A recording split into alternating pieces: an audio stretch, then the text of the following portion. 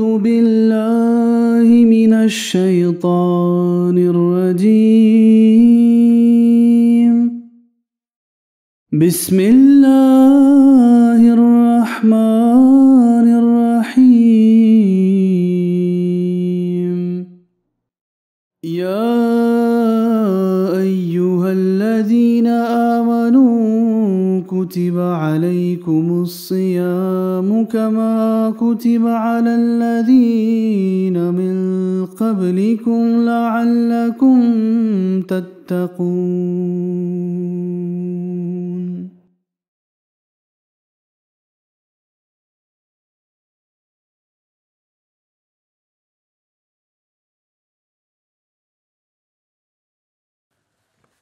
أعوذ بالله من الشيطان الرجيم بسم الله الرحمن الرحيم Assalamu alaikum wa rahmatullahi wa barakatuhu.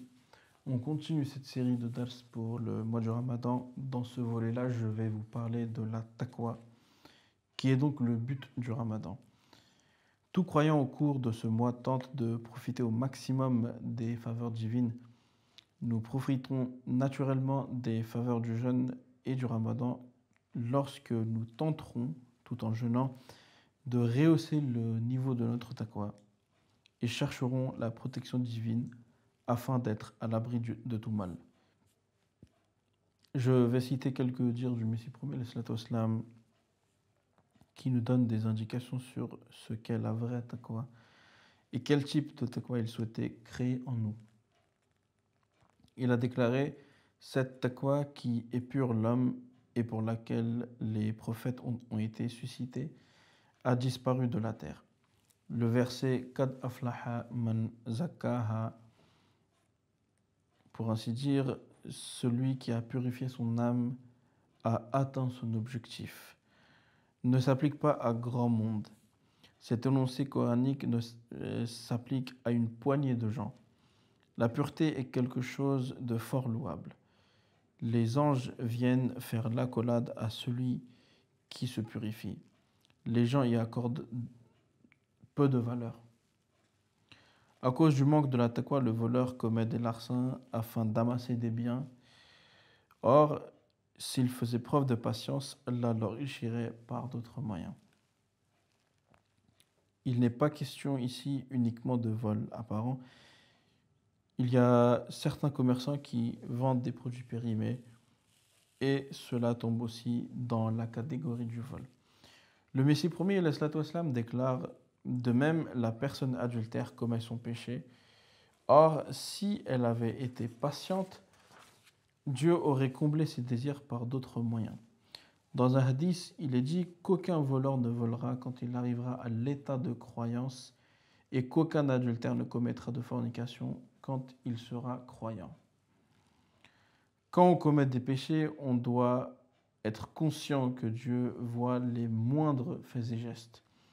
Le Messie premier, l'islam ajoute, face à un tigre, la chèvre oubliera de brouter l'herbe devant elle.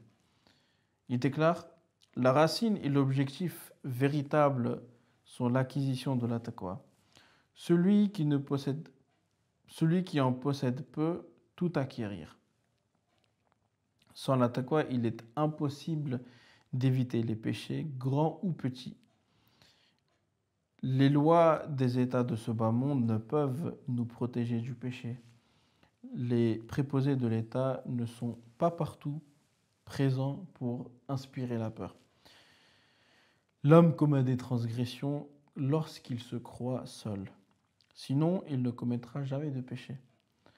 Quand il se croit seul, il devient athée. Sa foi disparaît à cet instant. S'il était conscient que Dieu le voyait, il n'aurait pas commis de péché. Tout est tributaire de la taqwa. C'est ainsi que débute le Saint-Coran. La supplication, c'est toi seul que nous adorons et c'est toi seul que nous implorons le secours, signifie aussi la taqwa. Quand l'homme agit, il ne s'attribue pas le mérite de ses œuvres par crainte de Dieu et il implore l'aide divine pour son avenir. Lorsqu'il a accompli une bonne œuvre, il ne s'enorgueillit pas. Il ne se dit pas vertueux. Il ne pense pas qu'il a atteint un niveau excellent dans la piété. il considère que c'est Dieu qui lui a permis d'accomplir cette œuvre pieuse de prier et de le supplier. Le Messie premier, alayhi salatu wassalam, ajoute la prochaine sourate, donc la sourate al-Baqarah, commence par Hudan lil muttaqin. Il ajoute dans un autre verset du Saint-Coran, il est dit Innal ladhina qalu rabbuna Allahu, ceux qui disent notre Seigneur est Allah et qui ensuite restent constants, les anges descendent sur eux en disant ne craignez pas et ne vous désolez pas, mais réjouissez-vous de la rencontre du jardin qui vous a été promis. Cela fait également référence aux personnes pieuses. Elles sont passées par des tourments, elles ont été éprouvées, des tempêtes ont été versées sur elles, mais elles sont toujours restées fidèles à la promesse qu'elles ont faite à Dieu. Elles avaient promis à Dieu de rester fermes. Une fois qu'elles ont cru, elles ont renforcé leur foi. Leur foi n'a pas commencé à chanceler pour un rien.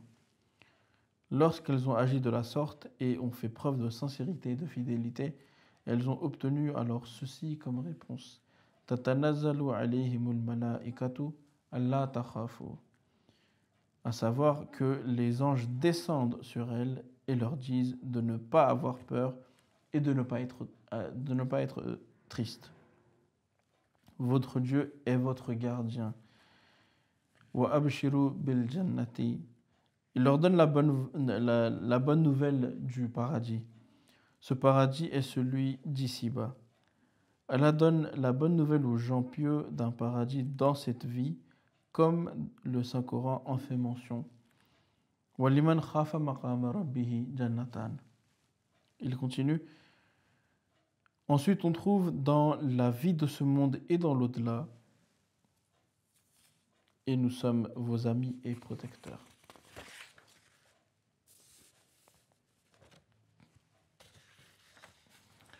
Chanceuses donc sont ces personnes qui ont pour ami Allah et celui qui devient leur soutien. Ceux-là accomplissent toute œuvre pour mériter le plaisir d'Allah. Ensuite, le Messie premier, alayhi salatu wassalam, explique la différence entre le succès du croyant et de l'incroyant. Comment ils voient leurs succès respectifs. Gardez toujours à l'esprit, dit-il, ce principe que le croyant est toujours embarrassé face à ses succès. Et pourquoi il est embarrassé? Il se croit incapable d'avoir pu accomplir telle œuvre. Il considère son succès comme une grâce divine et non comme un fruit de ses compétences, ou de son savoir, ou de son intelligence, de ses richesses, ou de ses capacités physiques. Non. Il considère cela comme une grâce divine. Lorsqu'il en est conscient, il loue Dieu pour lui avoir conféré cette grâce. Ainsi avance-t-il restant ferme face à toute adversité et ainsi progresse-t-il dans sa foi. Sachez que la réussite d'un mécréant le mène à l'égarement, tandis que la réussite d'un croyant lui ouvre les portes des bénédictions. Étant donné que le mécréant s'attribue tout succès, il s'empêtre davantage dans l'égarement, mais le véritable croyant attribue tout à Dieu. Sur ce, il reçoit davantage de faveurs.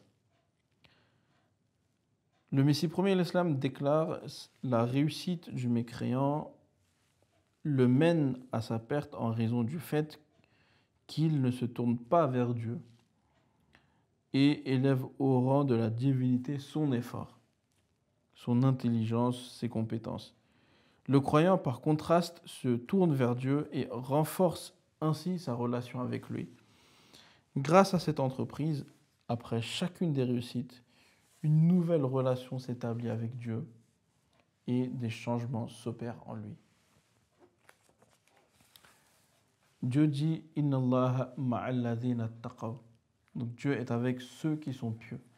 Il faut également savoir que le terme taqwa a été utilisé à maintes reprises dans le Saint-Coran. Il affirme que la taqwa influe sur l'état du muttaqi ici-bas.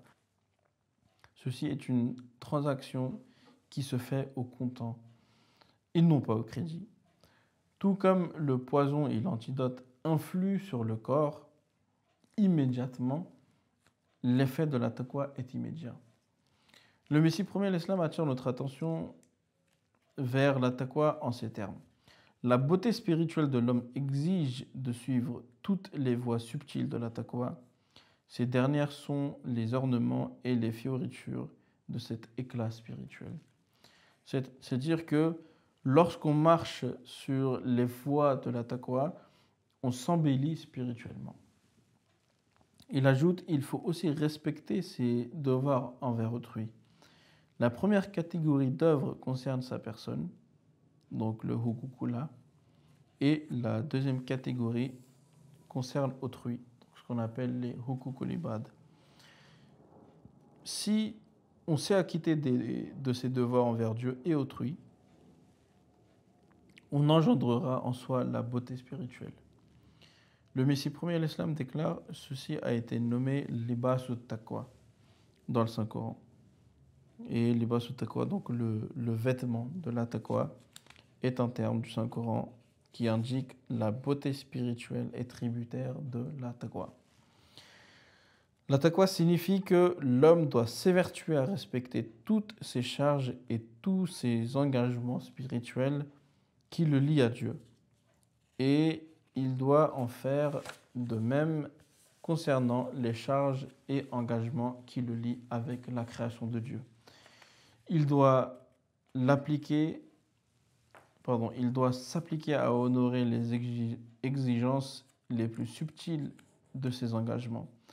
On doit prêter attention aux détails concernant les actes d'adoration et eu égard à sa réforme personnelle et aux droits d'autrui. À moins que l'on tente de suivre toutes les subtilités ayant trait aux droits d'Allah et les droits d'autrui, on n'aura pas atteint le niveau requis de la taqwa. C'est un point très important à garder à l'esprit. Se contenter de respecter certains droits des créatures et oublier Dieu ne suffira pas pour mériter la taqwa. Il est important pour un véritable croyant d'honorer ces deux droits. Le Messie premier, l'Islam, explique les raisons des innovations et de l'éloignement de la taqwa en ces termes. Des milliers d'innovations ont pris naissance dans chaque secte et groupe. La taqwa et la pureté étaient les buts premiers de l'islam pour lesquels l'envoyé d'Allah a enduré d'âpres souffrances et que seul un prophète serait capable d'endurer. Cette taqwa et cette pureté ont aujourd'hui disparu. Visitez les prisons et voyez à quelle communauté appartient la majorité des criminels. Le Messie premier, l'Islam, déclare « La taqwa ne signifie pas qu'il ne faut pas profiter des faveurs divines. Si vous ne profitez pas des faveurs divines, cela aussi sera un éloignement de la taqwa. » Donc, pour expliquer, certains, soi-disant saints et fakirs, portent des vêtements simples et consomment des repas infects pour faire valoir leur piété. Or, le Messie premier, l'Islam, déclare que « Rappelez-vous que l'homme doit s'adonner aux supplications à tout instant et en toutes circonstances et suivre l'injonction suivante Wa amma bi ni'mati rabbika fahaddith. On doit mentionner les bénédictions accordées par Dieu et les montrer. Ceci augmente l'amour de Dieu et engendre une passion à lui vouer obéissance. En faire mention ne signifie pas qu'on doit uniquement user de sa langue, on doit également en voir l'effet sur le corps. Si elle a accordé de bons vêtements à un tel, mais qu'il porte toujours des vêtements sales pour s'attirer la pitié d'autrui, ou pour que l'on ne devienne pas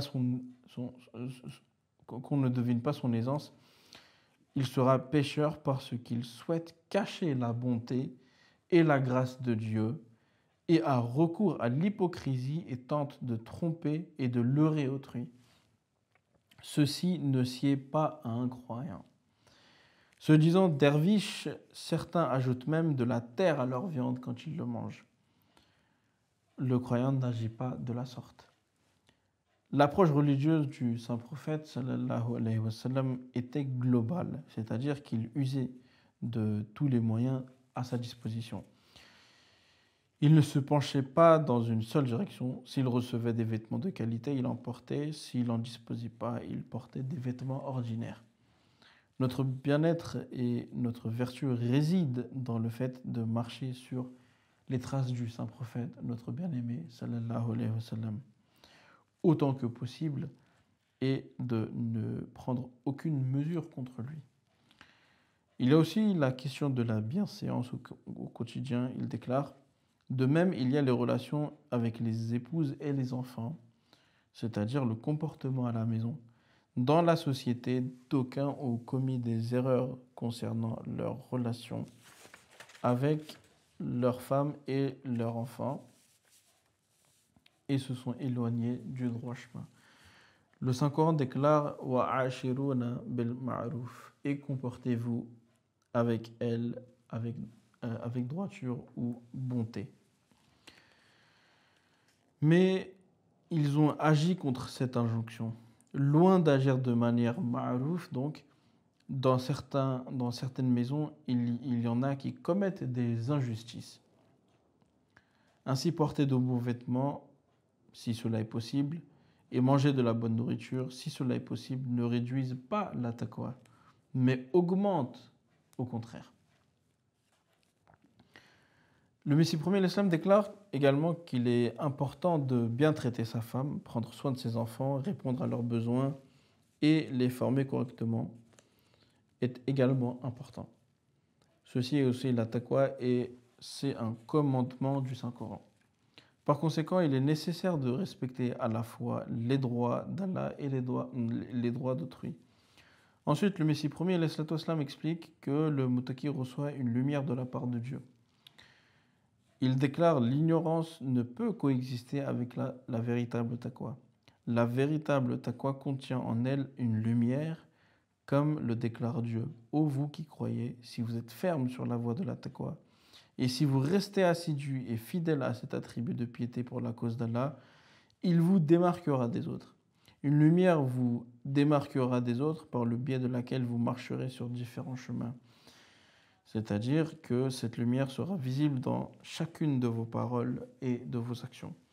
Une lumière éclairera votre moindre fait et geste, vos paroles, vos sens et votre intellect. Cette lumière sera perçue dans vos jugements. C'est-à-dire que vous ne commettrez pas d'écart de conduite si vous vous conformez au plaisir de Dieu. Si jamais c'est le cas, Allah vous réformera immédiatement. Allah vous poussera à accomplir l'istighfar. Le Messie premier, l'Islam, déclare: cette lumière sera perçue dans vos jugements, vos yeux seront également illuminés, ainsi que vos oreilles, votre langue, vos paroles, vos faits et gestes, et le chemin que vous emprunterez s'illumineront eux aussi. En d'autres termes, vos capacités et vos sens seront emplis de lumière. Vous serez lumière de la tête aux pieds. Toutes les voies vous mèneront à la vertu.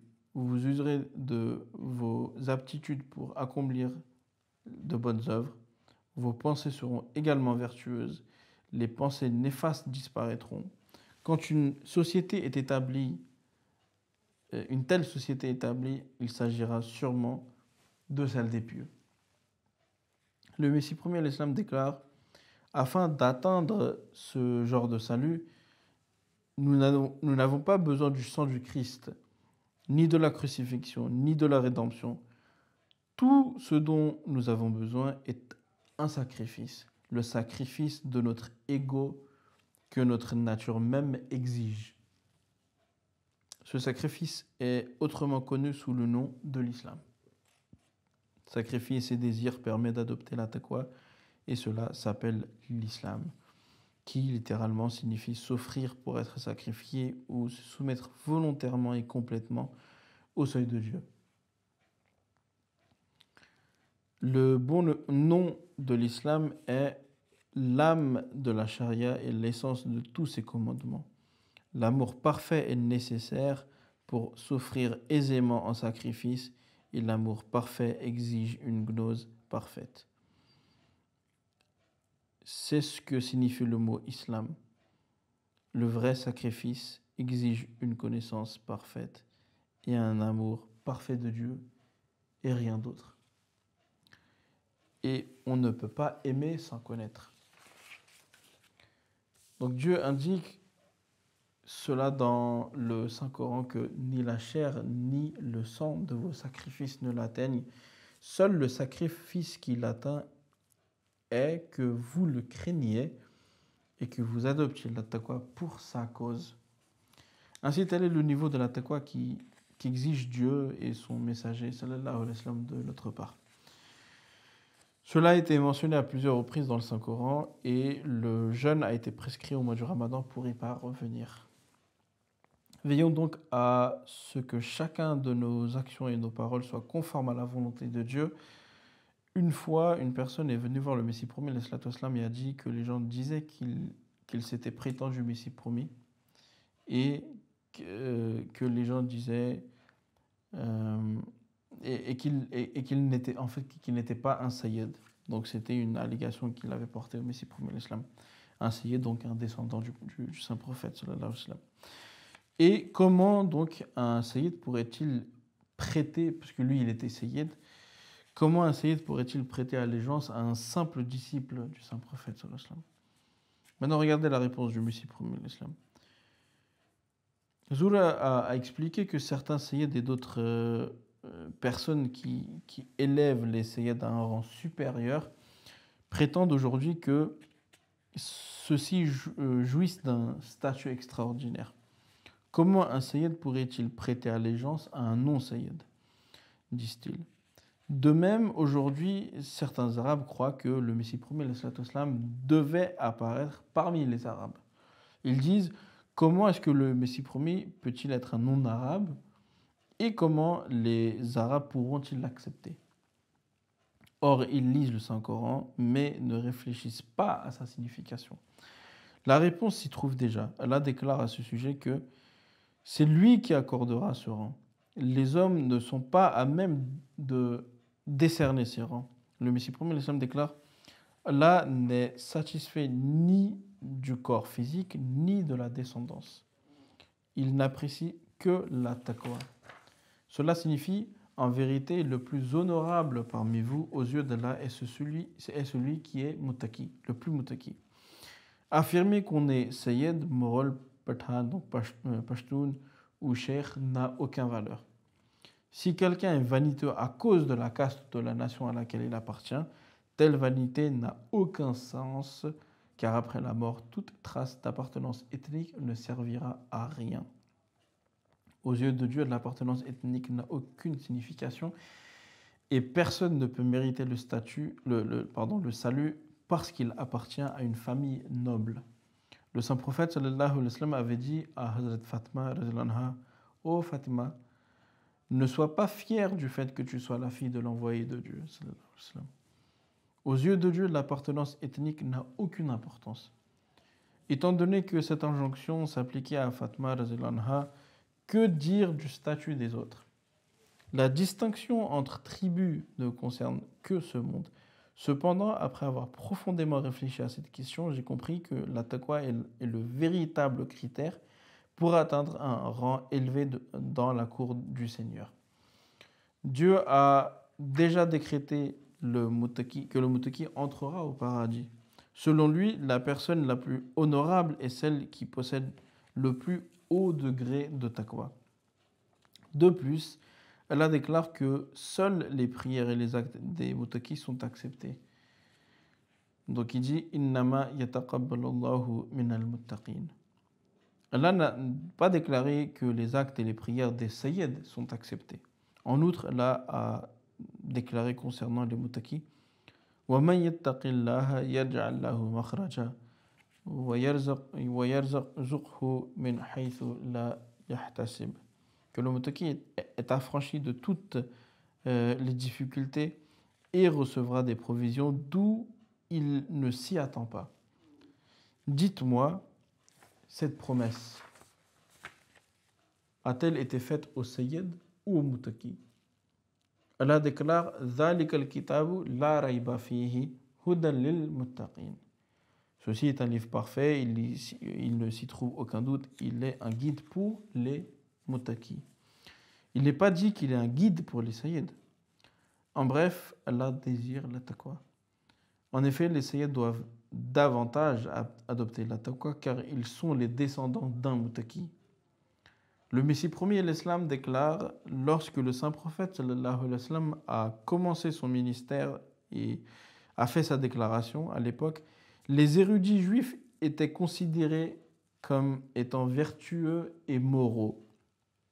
Cependant, cela ne sous-entend pas qu'ils étaient considérés muttaqis aux yeux de Dieu.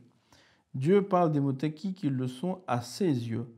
Lorsque ces gens ont entendu la déclaration du saint prophète, sallallahu alayhi wa sallam, craignant la perte de leur honneur parmi les gens, ils l'ont rejeté par arrogance et ont choisi de ne pas accepter la vérité. Réfléchissez, il était jugé muttaqi aux yeux du peuple, mais il ne l'était pas dans le vrai sens. Un vrai muttaqi est celui qui ne cache jamais la vérité, même s'il doit perdre son honneur, endurer toutes sortes d'humiliations, faire face à la menace de perdre sa vie ou être menacé par la famine. Il est prêt à tout endurer pour la crainte d'Allah. Jamais il ne cachera la vérité. La taqwa n'est certainement pas celle qui est définie par les mollahs dans les tribunaux. Selon eux, on est muttaqi tant qu'on professe la foi, qu'on professe sa croyance verbalement, même si on ment ou on vole. En d'autres termes, il ne suffit pas de prétendre être musulman pour être muttaqi. En fait, la taqwa comprend de nombreuses étapes. Et sans les parcourir complètement, on n'est pas un muttaqi accompli. On ne peut pas profiter d'un produit que lorsqu'il est pris. On ne peut profiter d'un produit que quand il est pris dans sa juste quantité. Celui qui a faim, par exemple, ne sera jamais rassasié d'un petit morceau de pain, ou celui qui est assoiffé sa soif ne sera pas étanchée par une goutte d'eau. Si les Maulvis étalent leur savoir, cela ne signifie pas qu'ils sont muttaqis. La taqwa se développe à travers les œuvres. Le simple fait de se dire mollah ou savant n'engendre pas en soi la taqwa. Allah n'a créé personne qui soit complètement rempli de mots. On possède aussi quelques vertus en soi, mais cette quantité de taqwa chez le mécréant n'est d'aucun avantage. Il doit posséder une quantité adéquate afin d'éclairer son cœur, c'est-à-dire les véritables amis de Dieu sont les muttaqis. Le Saint-Coran nous enseigne les voies subtiles de la taqwa. D'ailleurs, étant donné que le Saint-Prophète sallallahu alayhi wa sallam était le sceau des prophètes, la nubuwa, donc le prophétat, est arrivé à sa perfection par son entremise. Il est le sceau des prophètes car toutes les excellences de la nubuwa sont arrivées à la perfection en sa personne. Celui qui désire plaire à Allah et être témoin de miracles doit adopter des attitudes extraordinaires.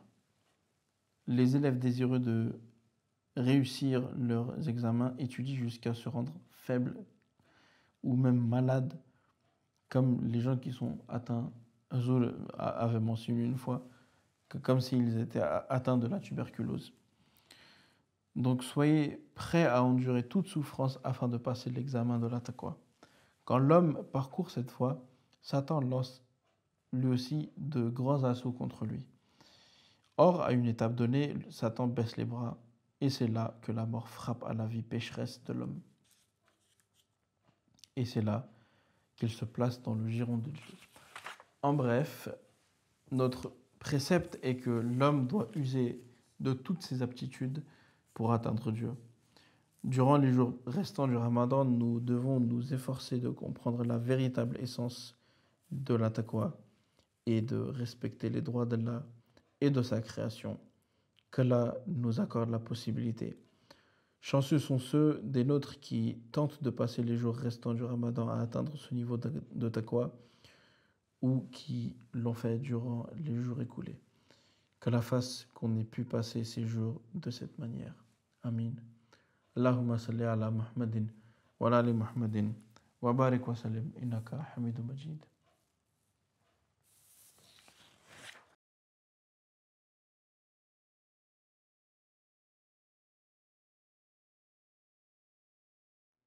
أعوذ بالله من الشيطان الرجيم بسم الله الرحمن الرحيم يا أيها الذين آمنوا كتب عليكم الصيام كما كتب على الذين من قبلكم لعلكم تتقون